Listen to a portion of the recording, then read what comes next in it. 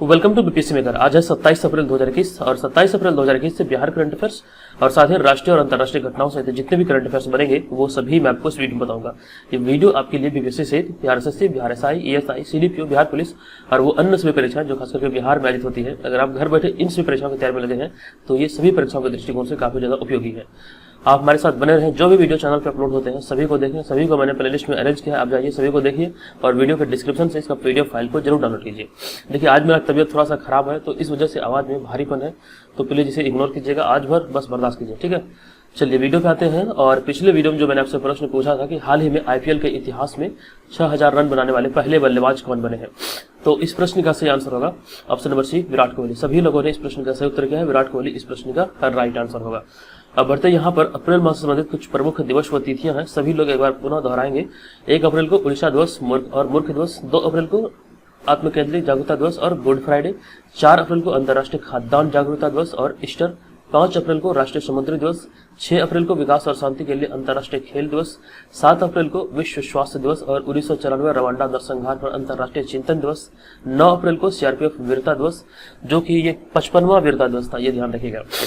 10 अप्रैल को विश्व होम्योपैथी दिवस, 11 अप्रैल को राष्ट्रीय सुरक्षित मातृत्व दिवस और राष्ट्रीय पालतू दिवस और इसके अलावा ज्योतिबा फूले की जयंती भी 11 अप्रैल को मनाई जाती है। 12 अप्रैल को मानव अंतरिक्ष उड़ान अंतर्राष्ट्रीय दिवस, 13 अप्रैल को जालियांवाला बाग नरसंहार दिवस, ये 102वीं वर्षगांठ थी, ये ध्यान रखिएगा। 14 अप्रैल को अम्बेडकर जयंती, राष्ट्रीय अग्निशमन सेवा दिवस और विश्व चगा स्वरूप दिवस। 15 अप्रैल को विश्व कला दिवस, 16 अप्रैल को विश्व आवाज दिवस, 17 अप्रैल को विश्व हीमोफीलिया दिवस, 18 अप्रैल को विश्व धरोहर दिवस, 19 अप्रैल को विश्व यकृत दिवस और उसके बाद 21 अप्रैल को विश्व सिविल सेवा दिवस और विश्व रचनात्मकता और नवाचार दिवस और राष्ट्रीय नागरिक सेवा दिवस। 22 अप्रैल को पृथ्वी दिवस। पृथ्वी दिवस की थीम जो थी वो काफी ज्यादा इंपॉर्टेंट था, इसे ध्यान रखिएगा। पृथ्वी दिवस का जो थीम था इस वर्ष का 2021 का रिस्टोर आवर अर्थ था, ये ध्यान रखिएगा। 23 अप्रैल को विश्व पुस्तक और कॉपीराइट दिवस। विश्व पुस्तक और कॉपीराइट दिवस का थीम था शेयर ए स्टोरी, इसे ध्यान रखिए। और आगे है संयुक्त राष्ट्र अंग्रेजी भाषा दिवस। 24 अप्रैल को राष्ट्रीय पंचायती दिवस, बहुपक्षवाद और शांति के लिए कूटनीति अंतर्राष्ट्रीय दिवस, विश्व मलेरिया दिवस, अंतर्राष्ट्रीय प्रतिनिधि दिवस 25 अप्रैल को और 26 अप्रैल को बौद्धिक संपदा दिवस और अंतर्राष्ट्रीय चेरनोबिल आपदा स्मरण दिवस। और आज है, यहाँ पे देखिए गलती से 21 लिखा गया है, और आज है 27 अप्रैल और आज है विश्व पशु चिकित्सा दिवस, ये ध्यान रखिएगा। देखिए तबीयत इतना ज्यादा खराब है कि बोलने का भी मन नहीं कर रहा है, तो थोड़ा सा आज एडजस्ट कर लीजिएगा प्लीज, ठीक है। और इसका पीडीएफ जो मैंने मतलब जो ग्रुप में जाता है आप लोग वहां से इसे देख सकते हैं। चलिए प्रश्न पे आते हैं और पहला प्रश्न यहाँ पे है कि हाल ही में बिहार के किस जिले में ऑक्सीजन प्लांट की शुरुआत की गई है। देखिए जो भी प्रश्न यहाँ पे है सभी को देखिए और इनसे जो भी महत्वपूर्ण फैक्ट है उन्हें भी यहाँ पे मैं डिस्कस करूंगा और क्या कहते हैं इस वीडियो के अंत में आपसे एक प्रश्न पूछा जाएगा जिसका आंसर आपको इस वीडियो के कमेंट बॉक्स में कमेंट करके बताना है, ठीक है। तो पहला प्रश्न है कि हाल ही में बिहार के किस जिले में ऑक्सीजन प्लांट की शुरुआत की गई है। इस प्रश्न का राइट आंसर होगा ऑप्शन नंबर बी यानी कि बेगूसराय में। हाल ही में बिहार में ऑक्सीजन सिलेंडर की आपूर्ति को सामान्य बनाने के लिए बिहार सरकार ने बेगूसराय में फरवरी 2020 से बंद ऑक्सीजन प्लांट को पुनः शुरू किया है, ये ध्यान रखिएगा। बेगूसराय जिले में 2020 से जो ऑक्सीजन प्लांट था वो बंद था, तो उसे भी हाल ही में शुरू किया गया है बिहार सरकार के द्वारा ताकि राज्य में ऑक्सीजन की आपूर्ति सामान्य बनी रहे। तो ऑप्शन नंबर बी यहाँ पे इस प्रश्न का राइट आंसर होगा। अगला प्रश्न, दूसरा नंबर प्रश्न, निम्नलिखित में से किस राज्य में कृषि अब विदेशों की मांग के अनुरूप की जाएगी। तो इस प्रश्न का सही आंसर होगा ऑप्शन नंबर बी यानी कि बिहार।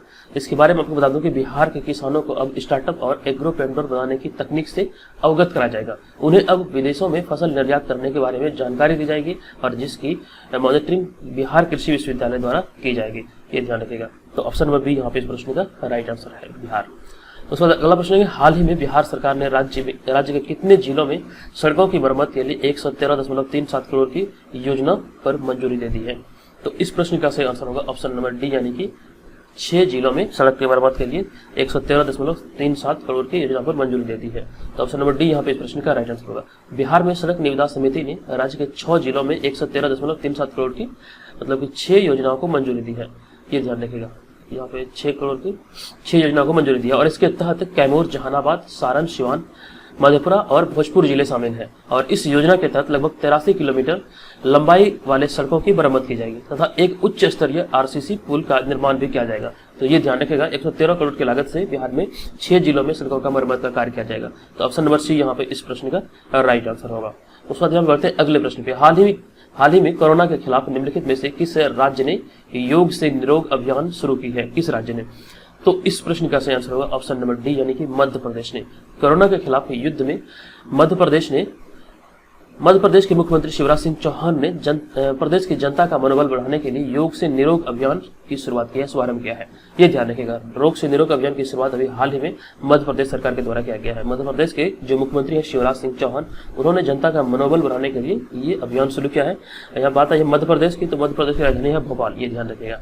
उसके बाद अगला प्रश्न, हाल ही में केंद्र सरकार ने निम्नलिखित में से किन 2 देशों से ऑक्सीजन के टैंकर मंगाने की तैयारी कर रही है केंद्र सरकार? तो इस प्रश्न का सही आंसर होगा ऑप्शन नंबर बी, यानी कि सिंगापुर और संयुक्त अरब अमीरात। ये इस प्रश्न का राइट आंसर होगा।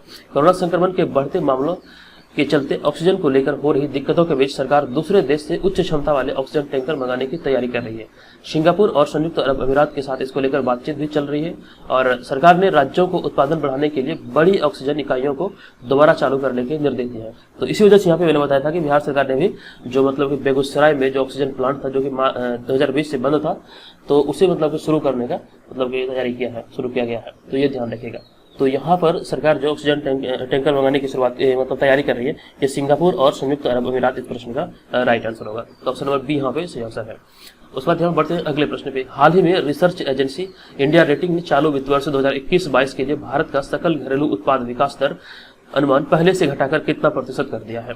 तो इस प्रश्न का सही आंसर होगा ऑप्शन नंबर सी, यानी कि पहले से घटा करके 10.1% कर दिया है। हाल ही में research agency India ratings and research ने चालू वित्त वर्ष 2020-21 के लिए भारत का सकल घरेलू उत्पाद विकास दर पहले के 10.4% से घटाकर 10.1% कर दिया है। ये ध्यान रखिएगा।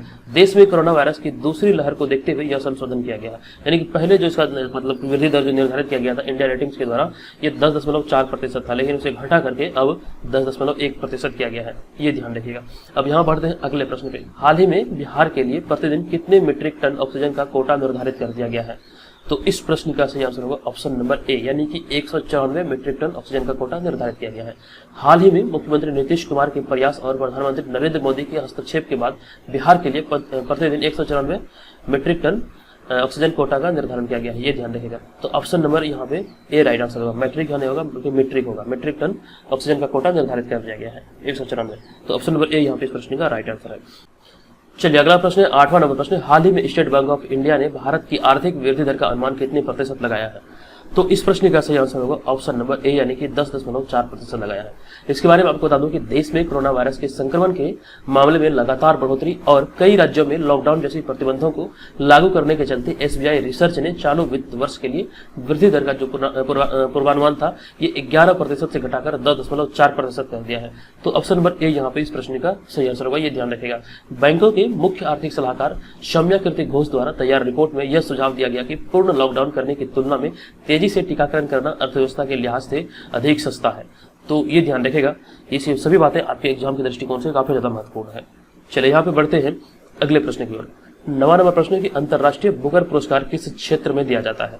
अंतर्राष्ट्रीय बुकर पुरस्कार किस क्षेत्र में दिया जाता है? इस प्रश्न का सही आंसर होगा साहित्य के क्षेत्र में दिया जाता है।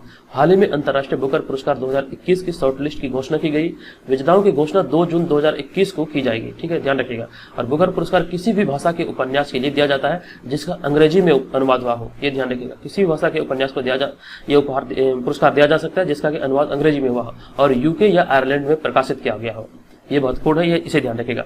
और पहला बुकर पुरस्कार अल्बानिया के उपन्यासकार इस्माइल कादरे को दिया गया था। बुकर पुरस्कार की जो शुरुआत हुई थी ये 1969 में इंग्लैंड की बुकर मैकोनन कंपनी द्वारा की गई थी। ठीक है, ये ध्यान रखेगा। तो ऑप्शन नंबर ए यहाँ पे, यानी कि ये पुरस्कार साहित्य के क्षेत्र में दिया जाता है। ये ध्यान रखना है आपको। उसके बाद यहाँ पे बढ़ते हैं अगले प्रश्न में। हाल ही में भारत की स्वच्छ ऊर्जा एजेंडा 2030 भागीदारी निम्नलिखित में से किस देश के साथ हुई है? तो इस प्रश्न का सही आंसर होगा ऑप्शन नंबर ए, यानी कि अमेरिका के साथ हुई है। जलवायु शिखर सम्मेलन 2021 में प्रधानमंत्री मोदी ने अमेरिका के साथ जलवायु और स्वच्छ ऊर्जा एजेंडा 2030 भागीदारी की शुरुआत की है। तो ये ध्यान रखेगा, अमेरिका के साथ ये मतलब की शुरुआत हुई है। तो ऑप्शन नंबर ए यहाँ पे इस प्रश्न का यहाँ पे राइट आंसर हो जाएगा। तो उसके बाद यहाँ पे बढ़ते हैं अगले प्रश्न पे। हाल ही में किस राज्य सरकार ने 10 सरकारी कर्मचारियों को सर्वोत्तम सेवा अवार्ड के लिए चुना है? किस राज्य सरकार ने? तो इस प्रश्न का सही आंसर होगा ऑप्शन नंबर डी, यानी कि यहाँ पे इसका जो इस प्रश्न का सही उत्तर होगा ये होगा कर्नाटक। हाल ही में कर्नाटक सरकार ने 10 सरकारी कर्मचारियों को सर्वोत्तम सेवा अवार्ड के लिए चुना है और इसके तहत प्रत्येक विजेताओं को 25,000 का नगद पुरस्कार और एक प्रमाण पत्र भी दिया जाएगा। सरकारी कर्मचारियों को उनके संबंधित विभागों में जनता के लिए उनकी सेवा के आधार पर चुना गया है, ये ध्यान रखिएगा। तो ये हाल ही में कर्नाटक सरकार के द्वारा यह घोषणा किया गया और कर्नाटक की राजधानी है बैंगलोर। तो इतनी सारी चीजों का आपको यहाँ पे ध्यान रखना है। दोस्तों, इस तरह के वीडियो बनाने में काफी मेहनत लगती है, तो प्लीज वीडियो को जरूर लाइक कीजिए। यहाँ पे देखिए आज मेरा तबीयत खराब है, इतना ज़्यादा खराब है मुझे बोलने की भी इच्छा नहीं कर रही, तो फिर भी मैं आप लोगों के लिए वीडियो बना रहा हूँ। तो प्लीज़ वीडियो को लाइक करके अपना सपोर्ट और प्यार जरूर दिखाइएगा। चलिए, आज के जो इस वीडियो का प्रश्न है कि हाल ही में भारत के रक्षा मंत्रालय ने निम्नलिखित में से किस देश से 23 ऑक्सीजन प्लांट उत्पाद संयंत्र हवाई मार्ग से लाने का फैसला किया है? इसका आंसर आपको इस वीडियो के कमेंट बॉक्स में कमेंट करके बताना है। और यहाँ पे मैं आपको एक बार टेस्ट सीरीज के बारे में बता दूँ, अगर आप ज्वाइन करने के इच्छुक हैं तो इस व्हाट्सअप नंबर पे, यहाँ पे ये व्हाट्सअप नंबर है, इस व्हाट्सअप नंबर पे हमें मैसेज करेंगे Pre21 लिख के। और ये इसका जो फी है ये 399 रुपया है, ये वन टाइम पेमेंट है और ये 31 दिसंबर के लिए है, ठीक है। तो ये ध्यान रखिएगा, अगर आप ज्वाइन करना चाहते हैं तो ज्वाइन कर सकते हैं। चलिए, मिलेंगे नेक्स्ट वीडियो में। ये वीडियो आपको कैसा लगा कृपया कमेंट करके जरूर बताइएगा। धन्यवाद।